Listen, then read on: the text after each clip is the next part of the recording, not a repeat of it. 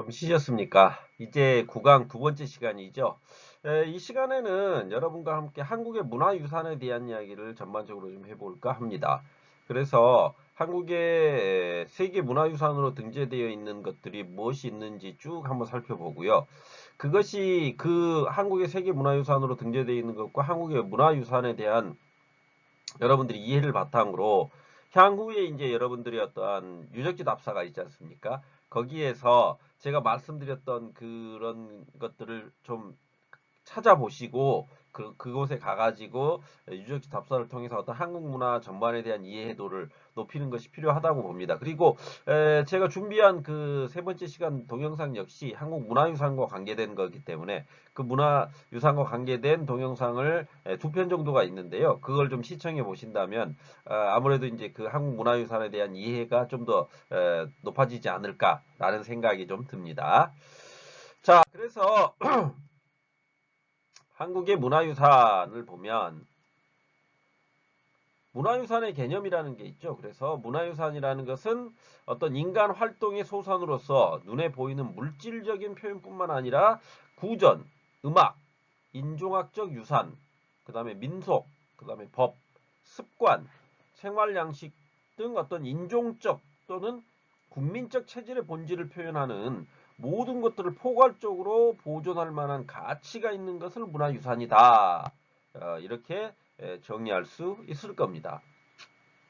그래서 이러한 문화유산은 보존하는 것이 대단히 중요하죠. 그래서 문화유산의 어떤 보존이라는 것은 민족이나 국가의 어떤 문화적 창조 능력이라든지 문화 보존 능력, 그 다음에 문화 계승 능력과 관련해 가지고 그 존재 가치와 규모 등이 달라지기 때문에 보존이 매우 중요하다는 겁니다. 그러니까 문화재를 어떻게 보존하느냐, 이것이 어떤 면으로 보면 현대의 어떠한 그 국가의 체제가 제대로 잡혀 있느냐 잡혀 있지 않느냐를 갖다 보여주는 그런 것들을 증거하는 하나의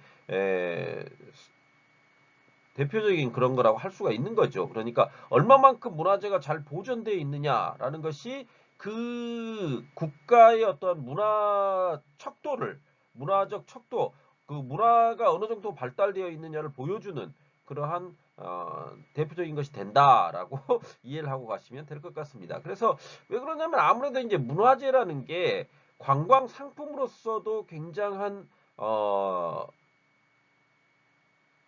문화 상품으로서 문화 상품이라는 것이 결국 문화재라는 것이 관광 상품이면서 그것이 소득을 유발시키는 그 효과가 대단하지 않습니까?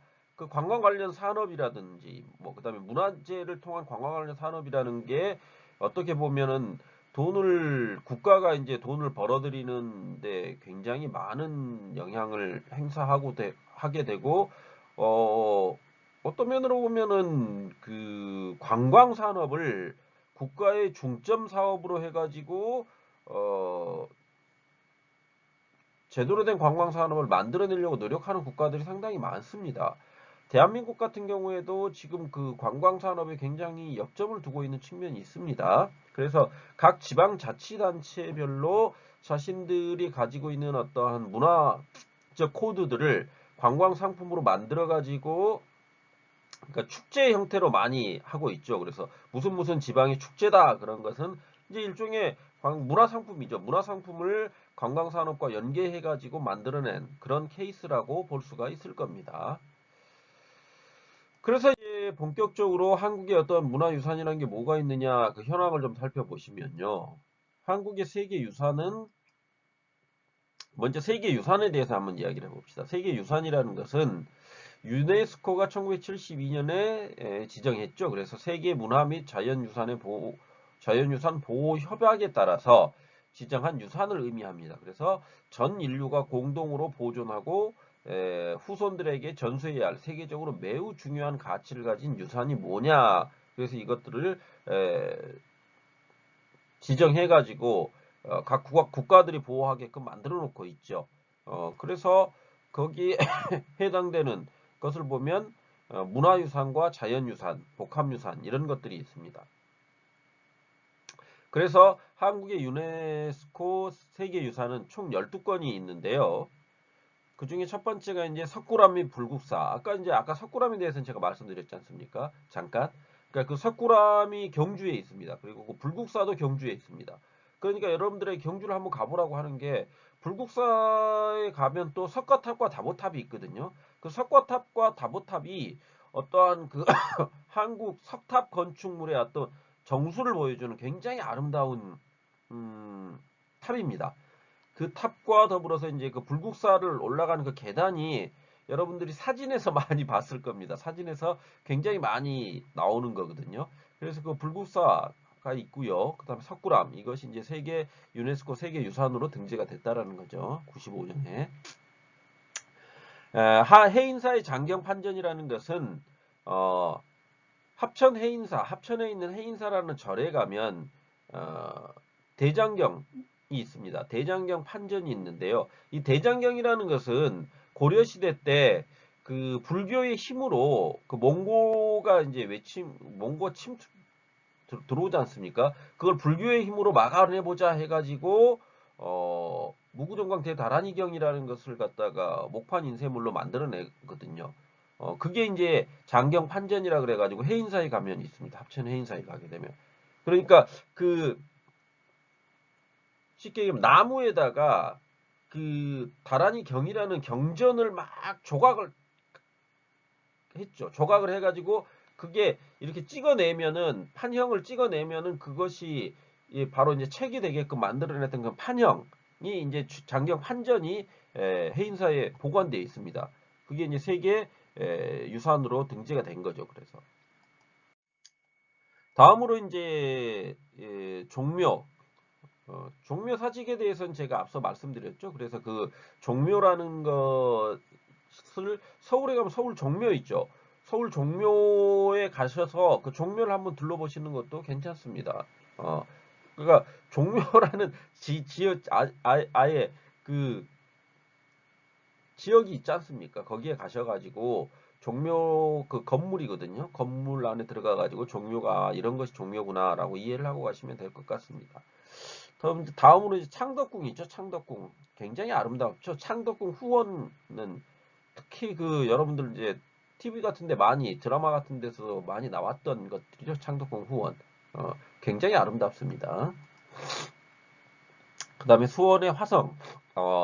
정조가 이제 자기 어머니를 위해서 이제 그 화성 그러니까 수원이라는 화성입니다. 성곽의 이름이 화성이죠. 그래서 그 성곽이 굉장히 건축물로서 아름답게 잘 만들어져 있습니다. 그래서 그것도 역시 세계 유산이다 이렇게 보시면 되고요. 경주의 역사지구, 그러니까 경주 전체를 그렇게 만들어 버렸습니다. 그러니까 경주 전체를 어떤 역사지구로 지정을 해가지고 보호를 하고 있지요. 도시 전체를. 그 다음에 이제 고창, 화순, 강화도에 가면 고인돌 유적이 있습니다. 그래서 이제 여기서 가깝기로는 서울에서 가깝기로는 강화도가 가깝죠. 인천 옆에 이제 강화도가 있습니다. 그 강화도에 가면 고인돌 유적이 있는데요. 뭐 이제 이런 건 있습니다. 고인돌 유적이라 그러면은 정말 돌덩이거든요. 그냥 돌덩이가 있는 건데 그게 무덤이지 않습니까? 고인돌이라는 게 옛날 사람들의 어떤 무덤이 그런 식으로 만들어졌다라는 정도로 좀 여러분들이 만약에 강화도 고인돌 유적을 가서 보시고 뭐 이런 게 유적이야라고 하실 수도 있는데 그거는 어떠한 과거의 무덤 형태를 통해 가지고 그러니까 돌이 이렇게 몇 개 놓여 있는 거죠. 어떤 면으로 보면. 그렇지만은 그걸 통해서 역사적 의미를 되짚어 보는 것은 분명 의미가 있다고 생각을 합니다. 그 다음에 제주도 화산섬 및 용암 동굴, 제주도 여러분들 뭐 잘 알고 계시듯이 거기 이제 제주도라는 섬 자체가 한라산이 폭발하면서 화산섬이죠, 화산섬. 그렇게 되다 보니까 거기에 이제 용암 동굴들도 있고 이런 것들이 세계 유산으로 등재가 됐다는 겁니다. 그다음에 이제 조선 왕릉. 조선 왕릉이 많지요. 여러분들 그 이런 거 있습니다. 선릉 있죠, 선릉. 2호선에 보면 선릉역 있죠. 선릉도 능입니다. 능. 무덤입니다. 무덤. 홍릉 있죠. 홍릉. 홍릉도 무덤이 있습니다. 그게 그러니까 능이라고 그 다음에 태릉이 있죠. 태릉. 태릉도 무덤이 있는 겁니다. 그러니까 뒤에 능이라는 어휘가 붙어 있는 그 지하철역 있죠? 아유, 죄송스럽습니다. 지하철역 있죠? 그거는 다 조선의 왕릉이 있는 겁니다. 왕릉이 있다고 이해를 하고 가시면 되겠습니다. 그래서 거기에 유적지가 가까운 데 많습니다. 그러니까 여러분들이 이제 그 뭐 선릉이라든지 태릉이라든지 홍릉 이렇게 능이 붙어 있는 그 유적지를 한번 돌아보시는 것도 괜찮습니다. 왕릉이 그러니까 그게 굉장히 잘 보존되어 있거든요. 한국이. 그러니까 전 세계적으로 통틀어서 놓고 봐도 어떤 왕릉 자체를 그러니까 조선이라는 왕조였지 않습니까? 왕조의 전 능을 갖다가 그렇게 보존시켜 놓은 게 굉장히 세계적으로도 드문 예이기 때문에 그 왕릉들을 한번 쭉 돌아보시는 것도 괜찮은 것 같습니다. 다음으로 하회마을과 양동마을이 있습니다. 하회탈이죠. 하회탈이라 그러거든요. 하회탈이라 그래가지고 그 경상도에 가면 하회마을이 있습니다. 그래서 그 또 하회마을과 양동마을은 그런 것들이 잘 보존되어 있는 거죠. 전통이. 그래서 거기도 한번 둘러보시는 것도 괜찮습니다. 그 다음에 읍성이 있거든요. 이제 여기 그 유네스코 세계유산은 아닌데 나간 읍성이라든지 읍성이 있습니다. 그 전통 읍성을 그대로 그 읍성을 보존시켜 가지고 현재 사람들이 거기에 살면서 현대와 과거가 이렇게 조화되어 있는 읍성들이 전국에 몇 군데가 있습니다. 그런 것들을 둘러보시는 것도 괜찮을 것 같습니다. 그 다음에 이제 남한산성 있죠. 남한산성. 남한산성. 가까운 곳에 있죠. 그래서 남한산성도 역시 그렇게 되어 있고요. 그 다음에 백제 역사 유적지구는 이제 백세는 부여하고 공주가 해당이 됩니다. 그래서 지방 부여라는 도시와 공주라는 도시, 그 다음에 익산 이렇게 세 곳이 백제 유적지거든요. 그래서 공주, 부여, 익산 이 세 군데가 백제 역사 유적지구이기 때문에 그곳을 둘러보는 것도 의미가 있습니다. 백제 역사 유적지구 세 군데를 한번 한꺼번에 돌아보겠다. 그 거리는 여기서 서울에서 가기는 조금 거리가 있습니다. 한 2시간 정도 걸리는데요. 그 그 부여하고 공주하고 익산은 그렇게 먼 거리는 아닙니다. 그렇기 때문에 거기 그 세 군데를 한 군데 한꺼번에 돌아보시는 것도 괜찮을 것 같습니다. 제가 괜찮을 것 같다라는 거는 여러분들이 여기에 지금 제가 말씀드리고 있는 세계 유산들을 어떤 유적 답사의 코스로 여러분들이 이제 생각을 하셔가지고 돌아보시면 좋다라는 의미로 말씀을 드리는 겁니다. 향후에 이제 여러분들이 답사를 하셔야 되니까요. 그것은 여러분들이 알아서 하시는 부분들이죠. 다음으로 이제 세계 기록유산이라는 게 있죠. 세계 기록유산. 그래서 세계 기록유산의 개념이라는 것은 세계적으로 이제 가치 있는 귀중한 기록유산을 가장 적절한 기술을 통해 보존할 수 있도록 지원을 하면서 유산의 어떤 중요성에 대한 전 세계인의 인식과 보존의 필요성을 증진하고 세계 기록유산 사업 및 신기술의 응용을 통해 가능한 많은 대중이 기록유산에 접근할 수 있도록 하는 것을 목적으로 기록유산을 지정했다. 이렇게 되어 있습니다. 그래서 이제 이러한 기록유산이 한국의 경우에는 훈민정음이라든지 조선왕조실록, 그 다음에 직지심재요철, 아까 직지심재요철은 잠깐 말씀드렸죠. 그 다음에 승정원일기. 승정원일기는 뭐냐면 승정원이라는 데가 지금으로 따지면 대통령 비서실입니다. 그럼 승정원일기라는 것은 대통령이 지금으로 따지면 대통령이죠. 그때는 왕이 무엇을 했는지를 계속 다 일일이 꼼꼼하게 기록을 다 해놨습니다. 그 승정원이라는 그 사람들이 그 왕의 일거수일투족을 기록하는 집단이었기 때문에요. 그래서 그 승정원 일기를 보시면 정말 사소하고 하찮은 것까지 다 기록이 되어 있습니다. 그래서 그거 한번 찾아 읽어보시는 것도 굉장히 재밌으실 겁니다. 아주 흥미롭죠. 그 다음에 조선왕조 의궤가 있고요. 다음으로 아까 말씀드린 해인사의 어떤 대장간 평면 대장경판 및 재경판이 앞서 이제 세계 유산이면서 기록 유산이기도 하다는 거죠.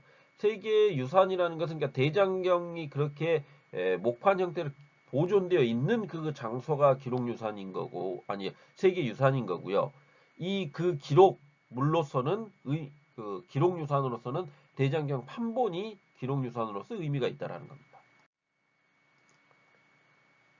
다음으로 이제 동의보감은 이제 앞서 또 제가 말씀드렸듯이 허준이 지었던 의학 서적이죠. 그래서 동의보감, 그다음에 일성록 있는데 이제 일성록이라는 것은요. 그러니까 정조시대부터 어 대한제국 시기까지 그 왕들의 어떤 일종의 일기입니다. 일기. 승정원 일기가 승정원에 있는 사람들이 어떤 일기 형태로 계속 그 왕의 일거수일투족을 기록했다면 일성록이라는 것은 왕의 입장에서 쓴 일기라는 거죠. 승정원은 승정원 사람들이 관찰했던 일기였다면 일성록은 왕의 입장에서 쓴 왕의 일기다. 그것이 이제 의미가 있다는 거죠. 일성록. 다음 광주민주화운동 기록물. 광주민주화운동은 대단히 이제 한국의 어떤 아픈 역사이면서도 민주화 전 세계적으로 놓고 본다면 민주화를 이뤄내기 위해서 한 국가의 민중들이 항쟁하고 항거했던 그 기록물이기 때문에 의미를 지녀서 이제 세계 기록유산으로 등재가 된 거죠. 난중일기라는 것은 아까 제가 잠깐 말씀드렸던 거북선을 만들었던 이순신 장군이 난중 그러니까 임진 외란 중에 썼던 일기입니다. 근데 그 난중일기를 보시면 아주 세세한 부분까지 꼼꼼하게 기록해가지고 한번 여러분도 기회가 닿으시면 한번 읽어보실만 합니다. 물론 이제 거기에 워낙 이제 한자가 많고 옛날 말들이 많아가지고 한국 사람들도 좀 읽기 힘든 측면도 있겠지만 그러나 이제 어느 정도 이제 한자가 좀 이해도가 있으신 분들은 읽어볼 만 할 겁니다. 다음 새마을운동 기록물이라는 것은 새마을운동이라는 것은 그러니까 저 박정희 대통령 때 만들어졌던 일종의 어떠한 국민개혁 운동이죠. 예. 그런 것들이 이제 어떤 국가 재건을 한다는 명목하에 국가 전체적으로 시행했던 운동인데 그런 운동의 의미를 기록물로 만들어 놓은 것도 세계 기록으로서는 의미가 있다 해서 이제 지정이 됐던 걸로 봅니다. 다음으로 이제 KBS 이산가족 찾기 기록물은 KBS에서 이산가족 찾기를 전국적으로 실시를 합니다. 그래서 그게 이제 여러분들은 잘 이해를 안 가시겠지만 아무래도 이제 남북 분단이 되다 보니까 이산 가족이 많습니다. 그런데 이제 그 이산 가족이기 때문에 이 시기에 같은 그러니까 대한민국에 살고 있으면서도 서로의 생사를 몰랐던 사람들이 있었거든요. 그래서 그 사람들을 찾아주는 그런 방송을 했었습니다. 그 방송이 바로 이산가족 찾기 기록물입니다. 그래서 여러분들이 이거 인터넷에 한번 쳐보시면 그때 당시에 이제 상황을 조금씩 보여주는 그 영상물들이 있거든요. 그래서 어떠한 그 가족의 그 한국 사회라는 것 자체가 가족을 굉장히 중히 여기는 사회지 않습니까? 그러다 보니까 거기에서 오는 것들의 여러 가지 정서적인 것들이 있습니다. 아무튼 그런 거를 그래서 기록물로서 의미를 지니고 있다 이렇게 보시면 될 거고요. 한국의 유교 책판, 유교 서적들이죠. 그 다음에 조선 왕조보, 조선 왕조 말 그대로 뭐, 그 다음에 국제보상운동. 국제보상운동은 이제 일제가 나라를 그러니까 빼앗기 전에 그러니까 국가의 채무를 보상하려고 했던 그거를 그 기록물로 남겨놓은 거죠. 우리나라 국제보상운동의 역사를 보면 이제 그런 것들이 나중에는 뭡니까? 우리 IMF가 왔을 때 한국 사람들이 금모으기 운동을 하지 않습니까? 일종의. 그것도 현대판 국제보상운동이죠. 금모으기 운동을 그래서 그 내용을 보시면 자기들 스스로가 국가의 어떤 채무를 갚아주기 위해서 국민들이 돈을 자기들이 가지고 있는 금을 그냥 헌납하는 겁니다. 그 외국인들 입장에서는 이해를 못하는 부분들도 있을 겁니다. 그런데 이제 그것은 한국의 어떤 전통적 정서 하에서는 국가가 어려울 때는 국민이 나서가지고 국가의 어떤 어려움을 극복해야 된다라는 그런 생각들을 가지고 있거든요. 기본적으로. 특히 이제 한국 사회 자체가 그런 게 굉장히 강합니다. 그러다 보니까 그걸 당연시하는 측면도 있습니다. 아니 뭐 국가가 어려운데 국가가 있어야지만 국민이 있다라는 생각이 있고 그런 생각들이 있기 때문에 국가가 어려울 때 국민이 돕는 것은 당연한 것이다 라는 거죠. 그래서 만약에 이제 그 국가가 어려운데 국민이 돕고 있는데 이를테면 기업이 아무것도 안 했다. 그러면 그 기업은 한국에서는 살아남을 수가 없는 겁니다. 그런 측면이 있는 겁니다. 제가 그래서 그 어떠한 기업들의 경제적인 그런 그 이야기를 할 때 기업 문화라는 것도 있고요. 그 다음에 한국 안에서의 독특한 그 기업에 대한 정서라는 게 있습니다.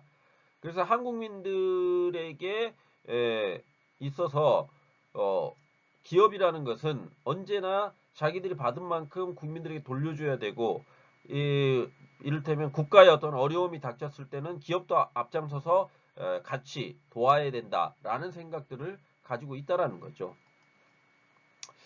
다음으로 이제 조선통신사 기록물은 이 조선통신사 기록물은 저기 이제 일본으로 주로 갔었죠. 일본으로 조선통신사가 가가지고 어떤 문물이라든지 이런 걸 전해주게 될 때 그것을 어떤 식으로 했는지 그 기록물이 남아 있습니다. 그게 이제 세계유산으로 등재가 됐다라 아니 저기 세계 기록유산으로 등재가 됐다라는 거죠. 다음으로 이제 세계 무형유산이라는 게 있죠. 세계 무형유산 해가지고 국제화 시대를 맞이해가지고 소멸 위기에 있는 문화유산의 보존과 재생을 위해서 가치 있고 독창적인 구전 및 무형유산을 선정해가지고 보존하려고 하는 것 이런 것들이 이제 세계 무형유산을 선정하게 된 이유죠.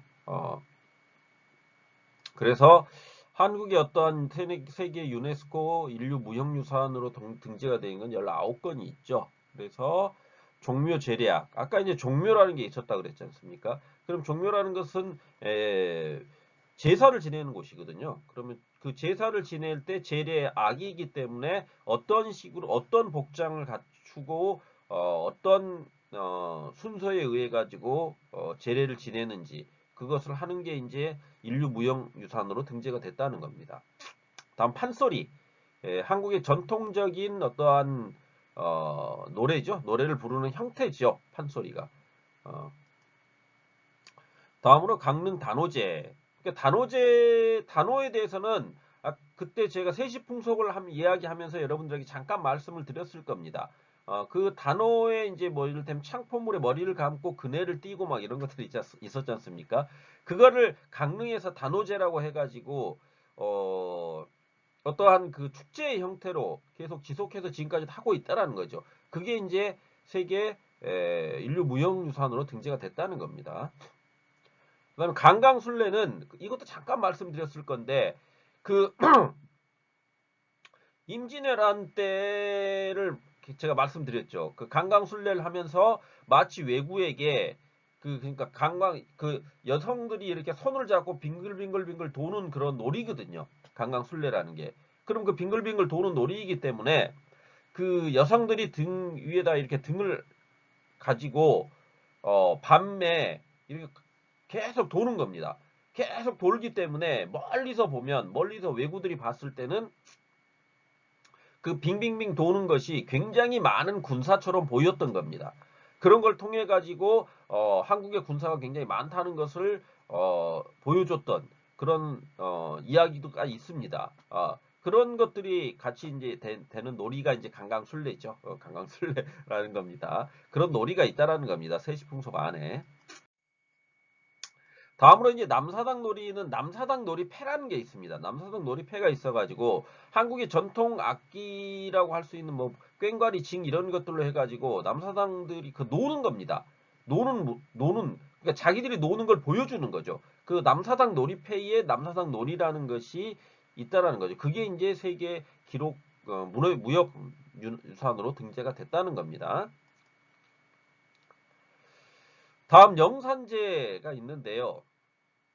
이 불교에서, 그러니까 영산제라는 것은 불교에서 죽은 이들을 천도하려고 지내는, 그러니까 죽은 사람이 좋은 곳으로 가라고 기도를 드리는 그런 행사입니다. 어떻게 보면 그게 영산제거든요.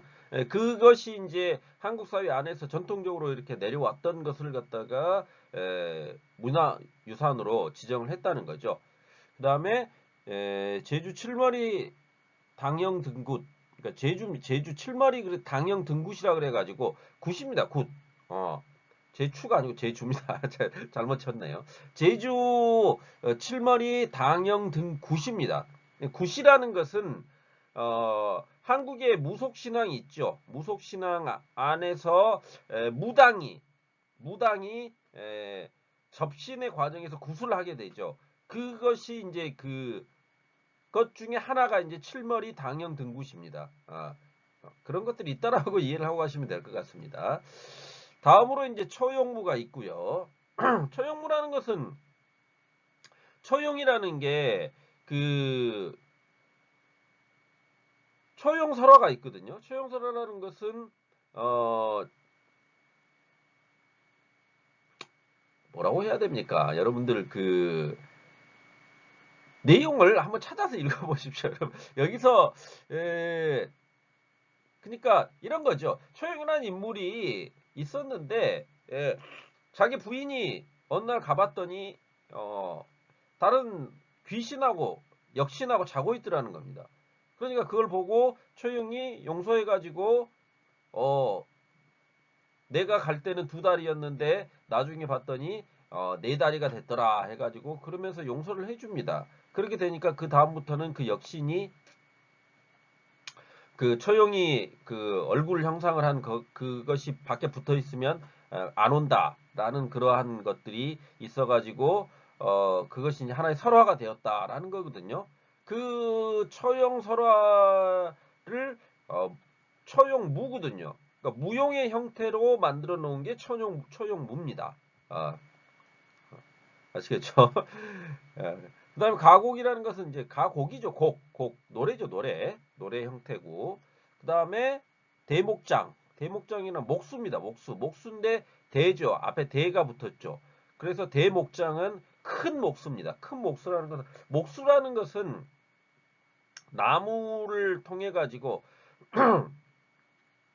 집을 짓거나 여러 가지 일들을 하는 사람, 나무를 다루는 사람이죠.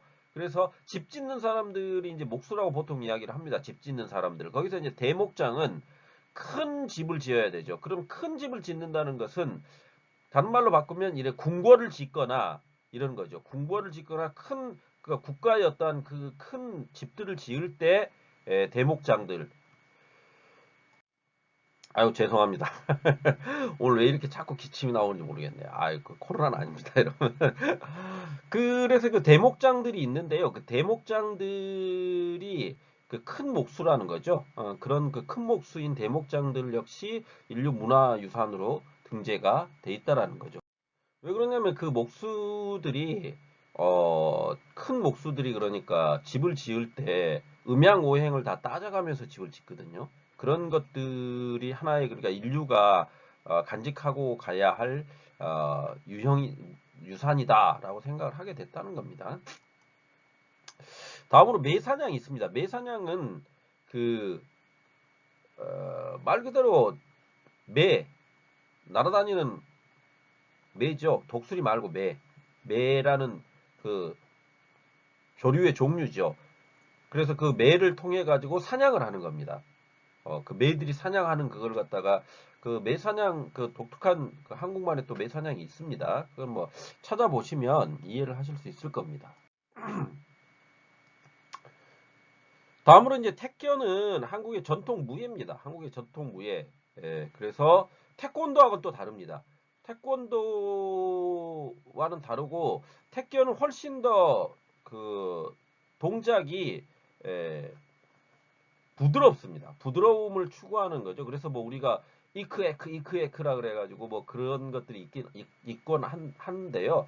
태권도 이제 여러 가지 그 영상물들을 찾아보시면 한국의 전통 무예로서 굉장히 리드미컬하고 굉장히 파괴적이고 그런 게 있습니다. 그래서 한국의 전통 무예구나라는 정도로 이해하고 왔으면 될 것 같습니다. 다음 줄타기. 또 줄 하나만 놔두고 그 위에서 줄타기를 하죠. 한국 그 전통 놀이 중에 하나가 있습니다. 그래서 그것도 보면은 굉장히 아슬아슬한데도 굉장히 줄을 잘 타지요. 그런 것들이 세계 무형유산으로 등재가 됐다는 겁니다. 다음에 한산 모시짜기. 그 모시라는 것은 옷감이죠, 옷감. 그 모시라는 옷감을 짜는, 그러니까 한산 지방, 한산이라는 그 지방에서 옷감 모시를 짜는 그것이 굉장히 독특하다 해서 그것이 인류 무형유산이다라고 등재가 됐다는 겁니다. 다음으로 이제 아리랑이 있죠, 아리랑 노래. 한국의 노래 아리랑이 등재가 되었다. 그 다음에 한국의 김장 문화가 역시 등재가 된 거죠. 예. 그다음 농악이라는 것은 농사를 지으면서 농사를 풍년을 기원하는 의미로 악대가 농악이라면 악대입니다. 악대. 그래서 악대가 여러분들 그러니까 그 한국 영화나 드라마 같은 데 보면은 막 꽹과리나 그걸 막 들고 막 사람들이 꽃갈모자 쓰고 나서 막 돌아다니는 그런 게 있습니다. 그런 게 다 농악입니다. 농악이죠. 그 다음에 줄다리기, 뭐 잘 아실 거고요. 제주 해녀 문화 역시 굉장히 독특하지요. 제주도에 그 해녀들은 뭐 제주만 있는 건 아니지만 제주가 이제 대표적으로 그렇게 됐기 때문에 제주 해녀 문화가 등재가 됐다는 겁니다.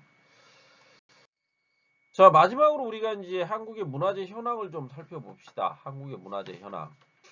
그래서 한국 문화재는 지정문화재와 비지정문화재로 나뉘는데요. 국가지정문화재를 유형문화재의 경우에는 국보, 보물, 사적 이렇게 구분을 합니다. 그래서 국보가 가장 높은 단계죠. 그래서 국보 1호가 우리나라 국보 1호가 남대문입니다. 남대문이고요. 보물 1호가 동대문입니다. 그렇게 유형 문화재가 있고요. 무형 문화재, 인간 문화재가 있죠. 그 다음에 기념물과 민속 자료가 있다. 이렇게 이해를 하고 가시면 될 것 같습니다. 그래서 한국의 지정문화재 현황은 국가지정문화재는 뭐 국보와 보물, 사적 및 명승 이렇게 돼 있죠. 그러니까 사적이 473인데 사적 및 명승이 또 나오죠. 이건 뭐냐면 사적과 명승이 같이 동시에 지정이 된 게 10군데고 명승만으로 지정이 된 곳은 21곳이라는 겁니다.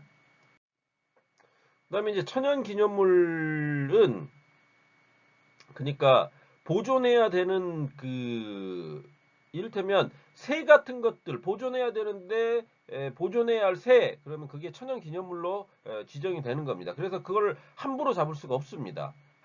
한국 내에서 그러니까 천연기념물을 훼손하면은 국법에 의해서 그거는 벌금을 물거나 그렇게 되게 돼 있습니다. 조심해야 됩니다. 그런 부분들. 그다음에 중요 무형문화재는 이제 주로 이제 사람들이죠. 사람들이 보유하고 있는 이를테면 아까 말씀드렸던 무슨 처용무예 계승자다. 그러면 그거를 중요 무형문화재로 지정을 해가지고 보존하게끔 하고 있습니다. 국가가 일정 돈을 줘가지고 그 무형문화재를 전수하고 다른 후대에까지 물려주게끔 그렇게 시스템을 만들어 놓고 있는 거죠. 다음으로 시도 지정 문화재가 이렇게 한 정도가 있다라는 정도로 이해를 하고 가시면 될 것 같고요. 그래서 이제 여러분들이 여기 이제 무형 문화재 해가지고 이렇게 쭉 나와 있는데요.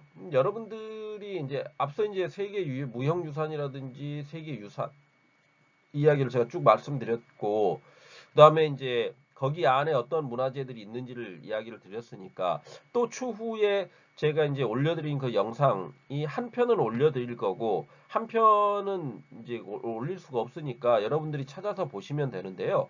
그 두 편이 이제 한국의 문화유산에 대한 다큐멘터리입니다. 그래서 그걸 보시고 여러분들이 좀 더 한국 문화유산에 대한 이해도를 높이셨으면 좋을 것 같고요. 더불어서 이제 추후에 여러분들이 어떤 문화재 답사를 좀 해야 되지 않습니까? 그럼 문화재 답사를 하는 데 있어서 좀 참고를 하셨으면 좋을 것 같아요. 아시겠죠? 아무튼 이번 시간도 역시 이제 구강 듣느라고 수고들 하셨고요. 어, 여러분들의 어떠한 그 문화 이해에 도움이 되었으면 합니다. 감사합니다.